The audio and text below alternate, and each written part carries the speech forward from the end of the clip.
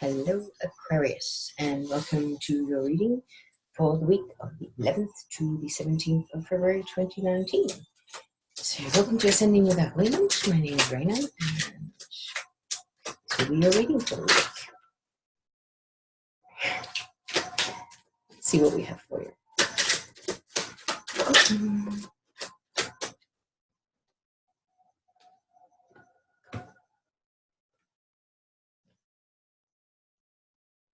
Okay.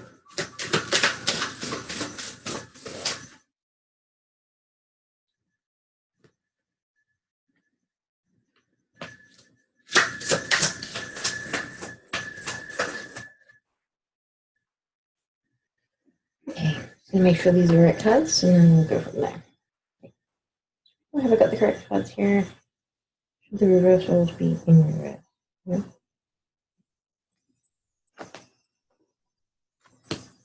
Now we're good.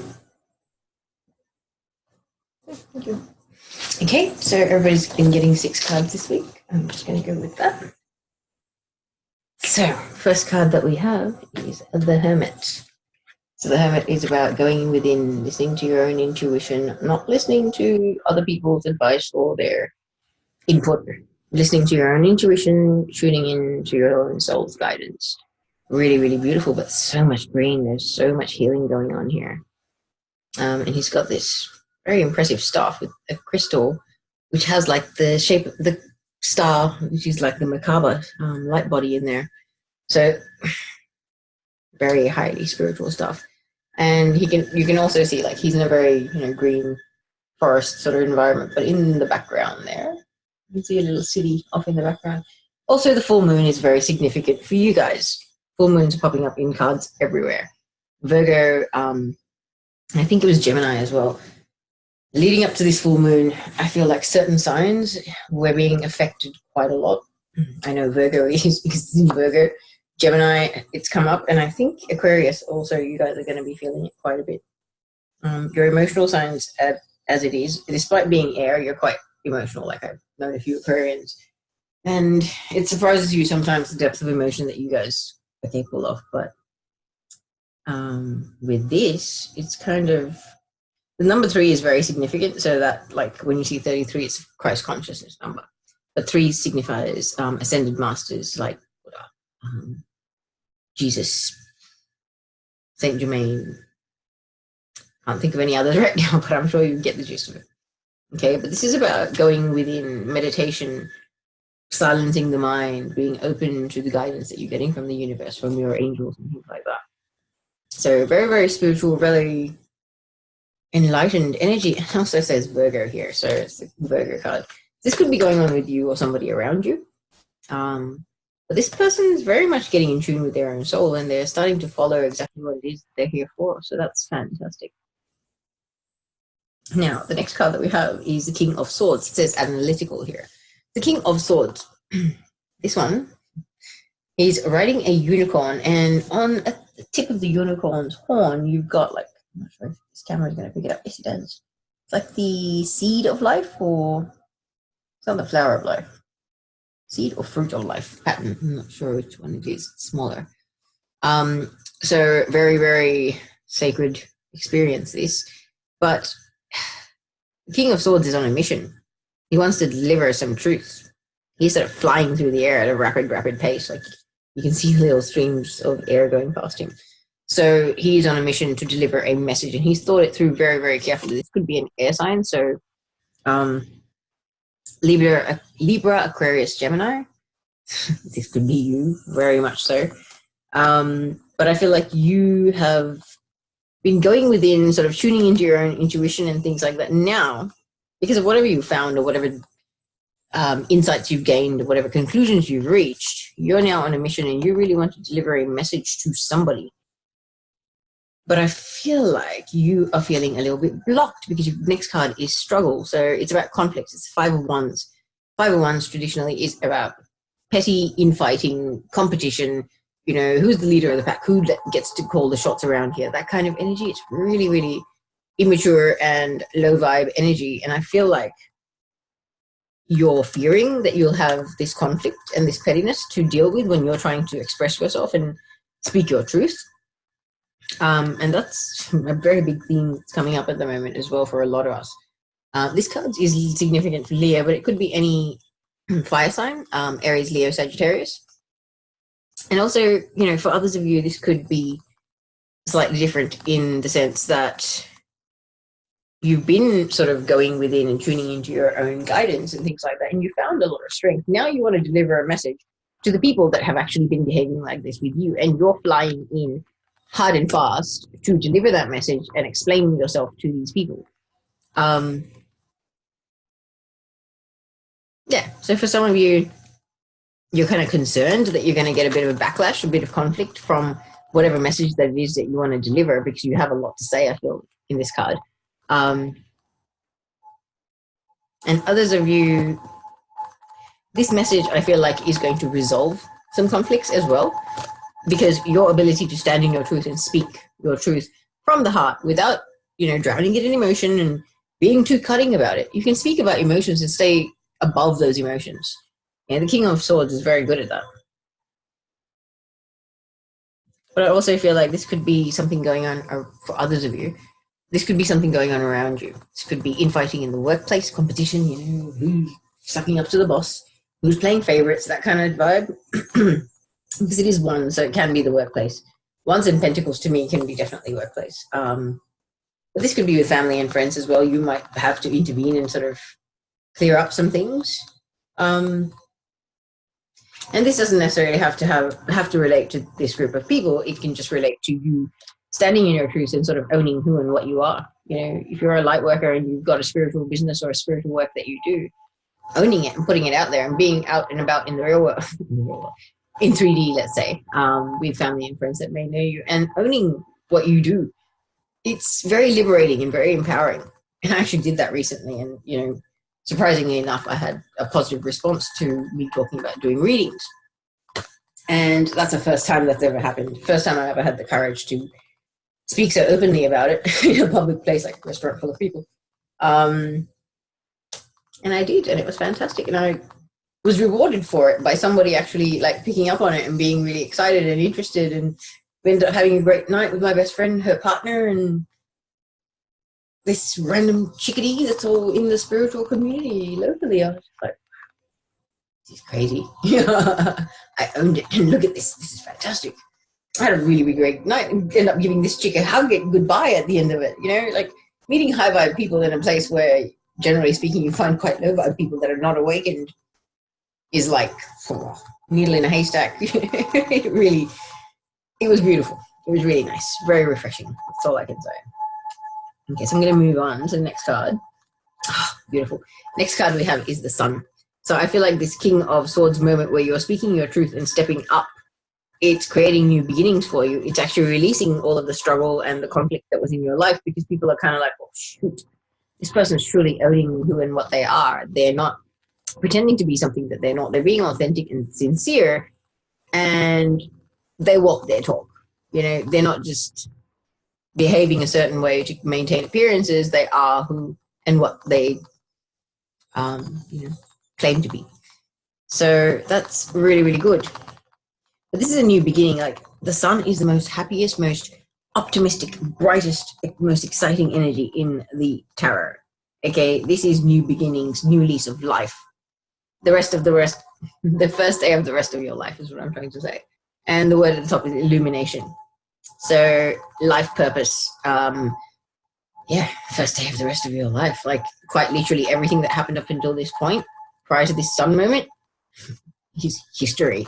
Now, if a few ups and downs, whatever may have happened, now you're on a steady upward incline because you're on a spiritual path.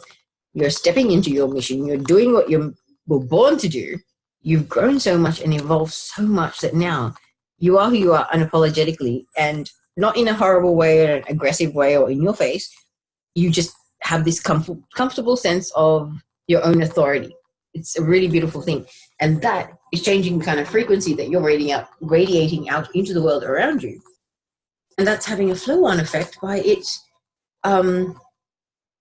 bringing about good things into your life, because your frequency is being matched by the universe. It's giving you the things that vibrate on the same frequency as where you are. And if you're really, really high vibe, that's brilliant. I love it, guys. Oh my gosh, Aquarius. Really nice reading this one. Okay, next card. I can hold a card.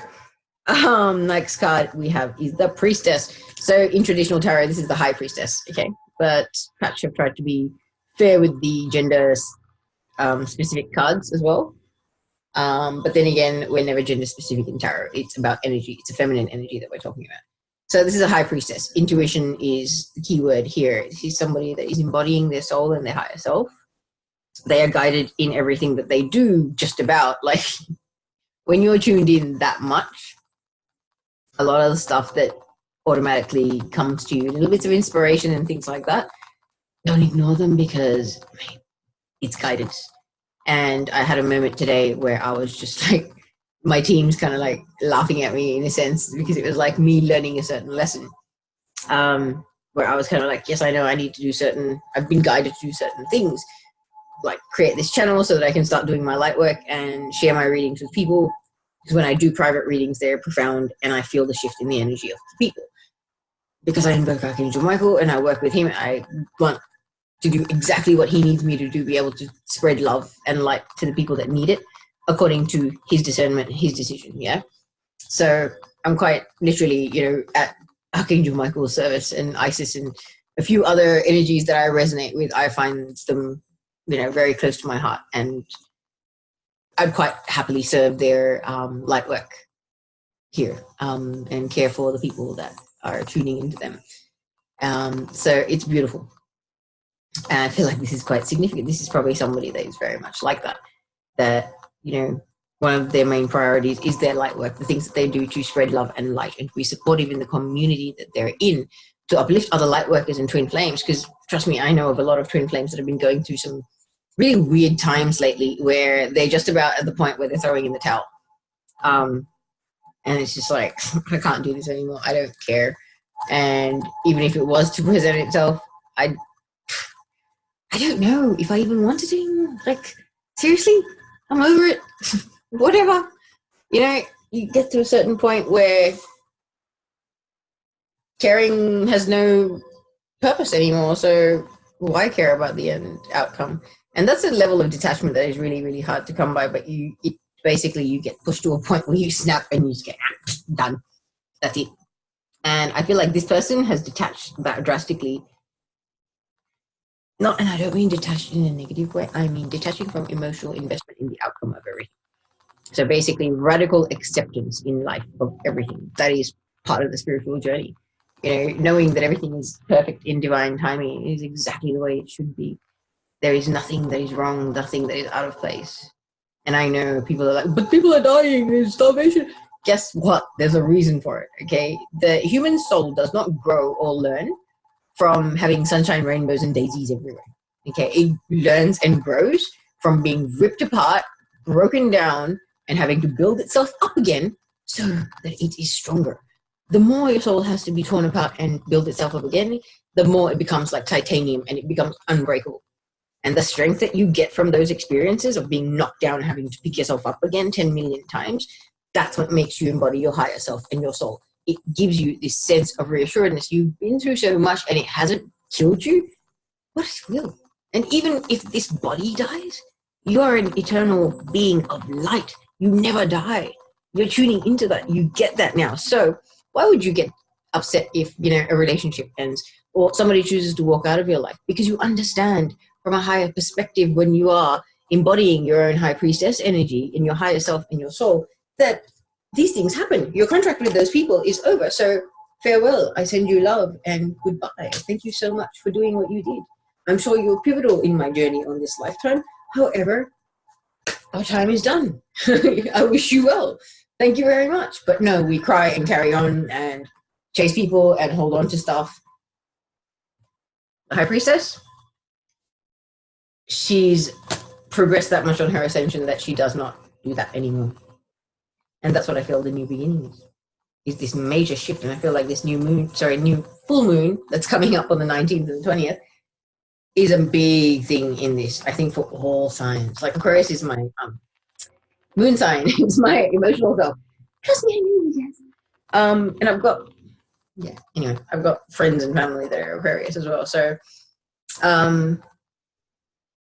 yeah, beautiful energy. And that was some interesting flow of information that happened right there. But this could be you, or this could be somebody around you. But I feel like this new beginning that the Sun card represents has something to do with this person. Maybe if this is not you, this is somebody around you. This could be like a spiritual teacher that is somehow planting a seed that's going to sprout into the most magnificent tree of a very bright future for you, where you're stepping into your empowerment, your own authority, you know, your soul's authority in life. Really nice. I like it. Okay, and then last card that we have, another beautiful major arcana. The keyword here is faith, but it's the star card. Very, very deep healing, like soul level healing going on at the moment. So this week, if things are coming up that are sort of emotionally heavy, please don't get too caught up into it. Go into a meditative state or try and sort of rise above it and see the higher purpose, see the higher lesson behind it. You know, the actual soul lessons, the things that are showing you in life how doing things the old way doesn't work in the new earth energy. It does not. Oh, I tried. Oh, it blew up in my face massively. It was very painful. Yeah. Never mind. I won't say anything. Oh, and Aquarius, we're ending the reading with the card that is your card. So I feel like this is intense. Star card. There's two major things that I usually get from two. Two major things I get from it. It is deep, deep, deep healing, but it's also about wishing on a star. A lot of people wish on shooting stars and things like that. I personally did wish on one to meet my one and only, and I did 6 weeks later. It happened to be my twin flame. So hey, fantastic experience right there. But I never believed in things like that, and I was never that sort of sentimental and mushy to do things like that. I never believed in it. But it happened to be on a birthday, and life had been a certain way, and I was feeling it. And I was like, stop it, I'm doing this. 6 weeks later, I'm in my twin flame's lounge room, and we're sitting there talking for 7 hours like we've known each other all our lives. Pretty amazing. Really, really, really, really beautiful experiences can come about when the star energy is playing out in your life. Is the main point of what I was trying to say. Okay, Aquarius. I really feel like this is going to be quite an interesting week. It's you sort of finding your own inner strength, which helps you step into your own sense of authority. You know, you're the King of Swords here. You're not the Prince or Princess of Swords. So I really, really like this reading for you guys. You got, out of 6 cards, you got 4 major arcanas, guys. These are like destined, fated events, like fated energies kind of thing. You cannot do much to shift major arcana energies in your life. Minor arcana, yes, you can, but not the major arcana. I know that. And it's kind of like, well, sometimes we don't dream big enough. You know, as light workers, we're here to shift the paradigm and show people how to manifest their tushes off, shall we say. And we're all learning how to do it in a consistent way so that, you know, we can manifest enough things that we can keep our own existences going. But at the same time,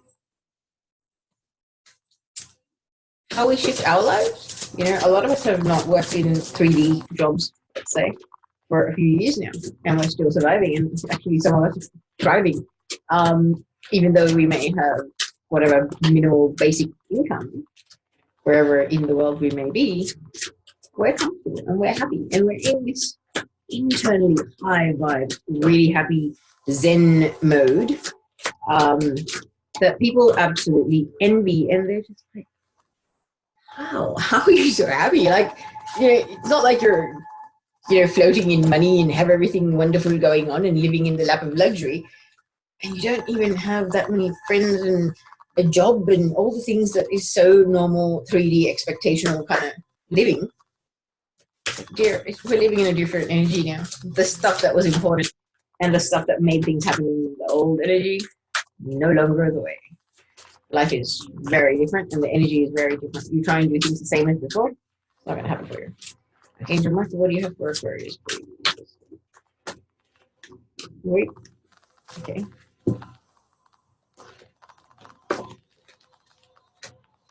Wow, okay. Are these cards correct? Are all 5 of these for reading? No, okay. This one from the top. I've got this one. This one.